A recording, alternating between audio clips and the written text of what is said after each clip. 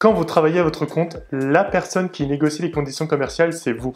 Et c'est sûrement une des responsabilités qui vous plaît le moins. Une objection revient souvent, celle du prix.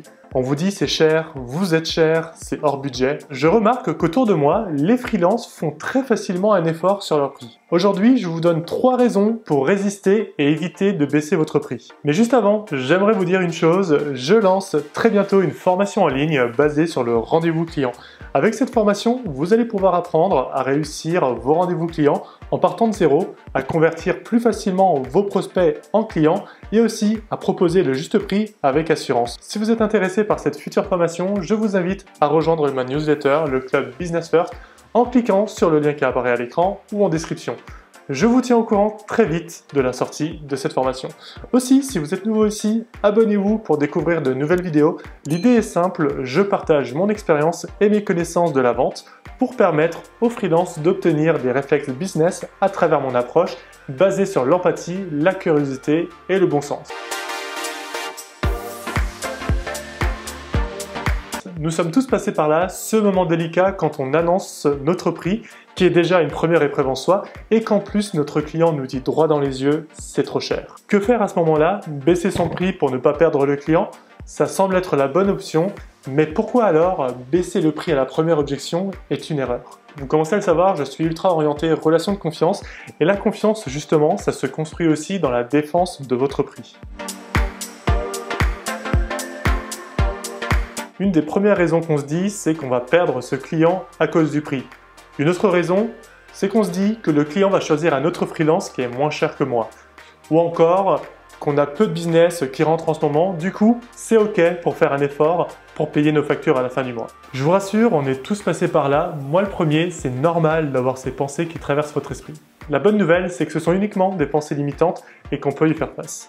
Voilà qui est dit, passons maintenant aux 3 raisons pour lesquelles je vous conseille de ne pas baisser votre prix. La première, c'est que nous ne sommes pas des vendeurs de magnets. Imaginez-vous dans les rues de Bangkok, vous vous baladez dans un marché, on voit clairement que vous êtes le seul touriste de l'allée.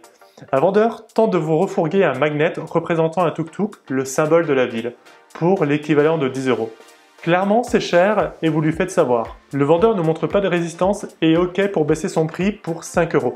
Dans ce contexte, on sait bien que ça fait partie du jeu, alors on négocie pour se rapprocher du prix indiqué dans le routard. Dans votre business, en baissant sèchement votre prix, le client peut penser que votre prix de base était en fait gonflé. En quelque sorte, vous donnez raison à son objection, vous êtes le vendeur de magnets. Une négociation réussie n'est pas forcément synonyme de compensation financière. La deuxième raison, c'est que vous vous mettez en porte-à-faux vis-à-vis de vos clients existants. Imaginez que vous facturez 100 € à votre meilleur client, un client que vous connaissez bien, qui vous fait confiance, avec qui vous travaillez régulièrement. Pourquoi alors facturer moins cher à un nouveau client pour un projet identique alors que le plus dur reste à faire? Idéalement, tentez de comprendre votre client. Néanmoins, si vous êtes à court, prenez cet argument comme une bouée de sauvetage pour défendre votre prix. Personnellement, si j'étais un client, j'apprécierais de savoir que le prix qu'un freelance me propose est aligné avec son portefeuille. Et la troisième raison, c'est que vous faites un compromis. Et le compromis, c'est la fausse bonne idée de la négociation. Une négociation réussie, c'est quand les deux parties sont gagnantes, quand chacune augmente sa valeur. Prenez l'exemple d'une situation où vous faites systématiquement un effort financier. Vous récupérez des contrats, mais rapidement vous vous rendez compte que vous êtes sous-payé pour le volume de travail, cela parce que vous avez fait un compromis. Votre travail perd en qualité, votre relation client aussi, vous perdez confiance en vous, votre équilibre pro-perso est touché, le stress monte. Je vous dis pas que tout est lié au prix, mais ne faites pas de compromis. Du moins, pas sans contrepartie. Par exemple, une contrepartie pour vous, ça pourrait être un délai de livraison plus long, un acompte ou un volume de collaboration garanti.